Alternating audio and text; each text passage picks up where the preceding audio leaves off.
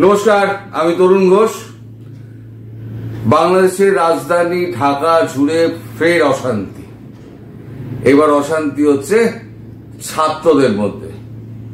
7টা কলেজের ছাত্র বনাম ঢাকা বিশ্ববিদ্যালয়।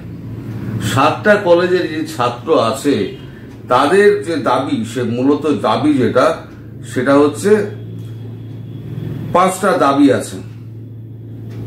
এই 5টা দাবি নিয়ে তারা গিয়েছিলেন উপাচার্য তার সঙ্গে দেখা করতে, তারপরে শিক্ষা উপদেষ্টা তার সঙ্গে দেখা করতে, এবং প্রক্টর তার সঙ্গেও কথা বলতে। তাদের সঙ্গে চূড়ান্ত খারাপ ব্যবহার করা হয়। সেই খারাপ ব্যবহারের পরিপ্রেক্ষিতে কালকে দুপুরের পর থেকে পুরো ঢাকার একদম গভীর রাত পর্যন্ত পুরো ঢাকা জুড়ে একেবারে ছাত্রদের সংঘর্ষ। আর এই যাদের মধ্যে সংঘর্ষ হচ্ছে না, এরা কিন্তু একসময় কিন্তু এই বৈষম্য বিরোধী ছাত্র আন্দোলনের মধ্যে যোগাযোগ ছিল। তারাই কিন্তু ভিড় জমিয়েছিলেন। যত এই যে আমরা তুমি কে আমি কে রাজাকার রাজাকার, তারাই কিন্তু করেছিল। আমি বহুদিন আগেই বলেছিলাম যে এরা নিজেদের মধ্যেই মারপিট করবে, একটা দিন আসবে দেখবেন।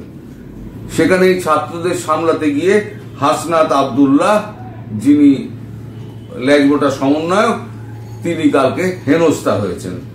তা সব ভিডিও তো দেওয়া যায় না, আমি টুকরো টুকরো কিছু ছবি আপনাদের এখানে জুড়ে দিচ্ছি।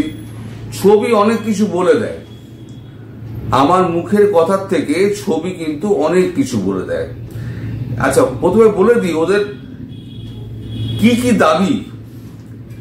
আর এই 5টা দাবি যদি পূর্ণ না হয় তাহলে আজকে সকাল থেকে যেমন ঢাকা অবরুদ্ধ হয়ে গেছে, এই অবরুদ্ধ যতদিন না পর্যন্ত মিটমাট হয় ততদিন ঢাকা শহর অবরুদ্ধ থাকবে। তার মানে আবার বাংলাদেশের রাজধানীতে আবার একটা অশান্তি শুরু হলো। এই অশান্তি কোন দিকে মোড় নেবে তা ঈশ্বরই জানেন। তার এই এখন যেগুলো আমরা দাবিগুলো, সেগুলো হচ্ছে: 1, অনতিবিলম্বে শিক্ষা উপদেষ্টা, ঢাকা বিশ্ববিদ্যালয়ের উপাচার্য,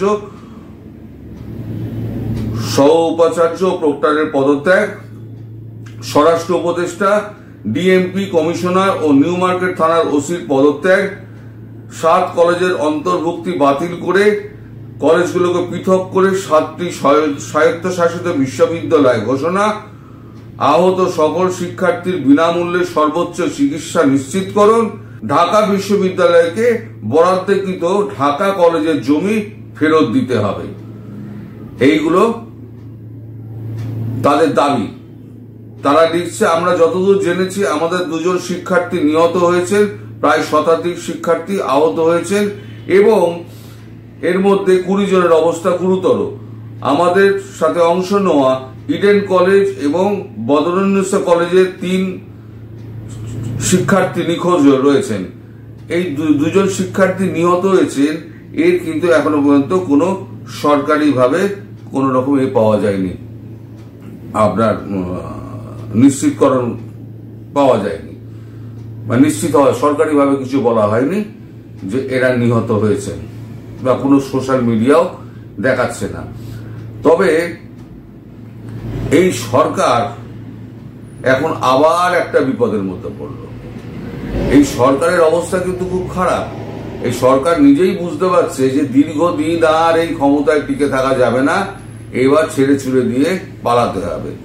আমি এবার আস্তে আস্তে আপনাদের ভিডিওগুলো দেখাচ্ছি, যে ভিডিওগুলো দেখলে আপনারা বুঝতে পারবেন অশান্তিটা কোন পর্যায়ে পৌঁছেছে।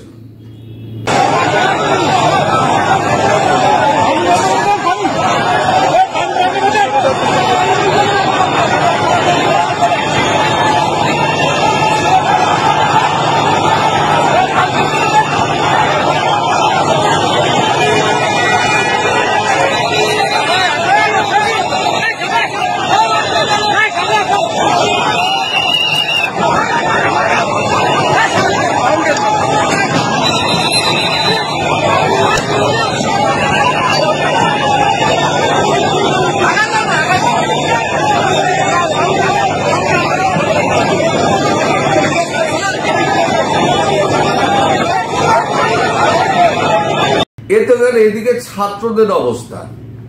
এবার শিক্ষকদের অবস্থা কি? শিক্ষকরা ডিসেম্বর মাস থেকে মাইনে পায়নি, তাদের মাইনে দেওয়া হয়নি। এই শিক্ষকরা মাইনে পায় কত?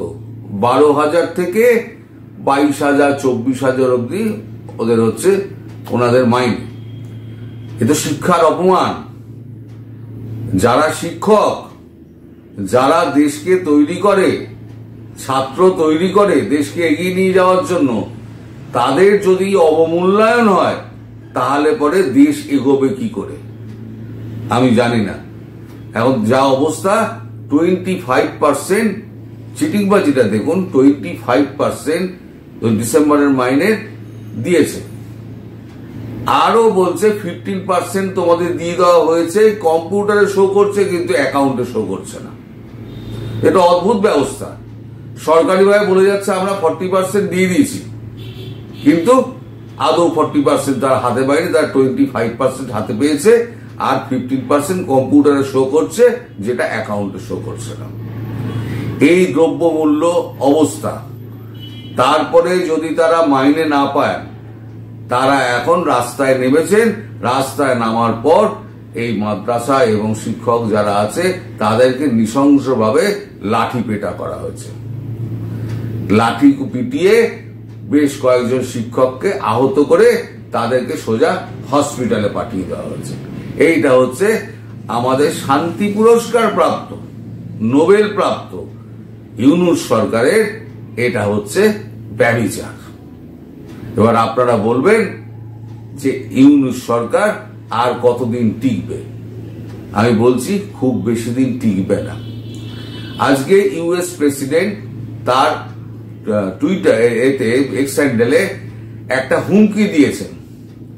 সেই হুমকিটা কি এবং তার পরিপ্রেক্ষিতে কি হতে পারে, কেন হুমকিটা দিলেন, বাংলাদেশের বদমাইশির জন্য এই হুমকিটা খেলো এবং তার কি ফল হতে পারে, সেটা বিকেল 5টার সময় আপনাদের কাছে আমি ব্যাখ্যা করব। আজ এই ভিডিওটা ছোট করে তৈরি করলাম, আপনারা সবাই দেখুন। ঢাকার বর্তমান অবস্থা, আবার একটা অস্থিতিকর পরিস্থিতির সৃষ্টি হচ্ছে। আপনারা দেখুন, দেখতে দেখতে আমি এখানেই বিদায় নেবো। আমি আর শেষে কিছু বলবো না। সবাইকে নমস্কার জানাই। আপনারা ভালো থাকবেন, সুস্থ থাকবেন এবং সাবধানে থাকবেন। ভিডিওটা দেখুন। ভাইকে ভিড়াই মারিয়ে লাইছে, আমার শিক্ষক ভাইকে পুলিশে ভিড়াই মারিয়ে লাইছে, আমার ভাইকে পুলিশে ভিড়াই মারিয়ে লাইছে, আমার ভাইকে পুলিশে ভিড়াই মারিয়ে লাইছে না। আমাদের শিক্ষক নাই, আমাদের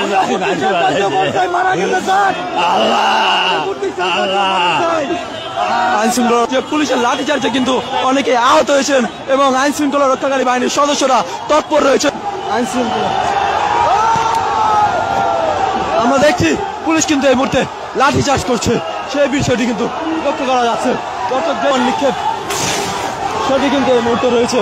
দর্শক যে শিক্ষকগণ রয়েছে তারা কিন্তু রাস্তায় লুটিয়ে পড়েছেন এবং যে আইন শৃঙ্খলা রক্ষাকারী বাহিনীর সদস্যরা রয়েছেন তারা কিন্তু এখানে রয়েছেন। একটি পরিস্থিতি, একটি উত্তেজনাময় পরিস্থিতি। লাঠিচার্জ করছে পুলিশ, যে লাঠিচার্জ সেটি সরাসরি দেখানোর চেষ্টা করছে। যে শিক্ষকগণ রয়েছে সেই শিক্ষকদের লাঠিচার্জ করা হচ্ছে এই মুহূর্তে। যে শিক্ষকগণ রয়েছে তাদের কিন্তু লাঠিচার্জ করা হচ্ছে এই মুহূর্তে।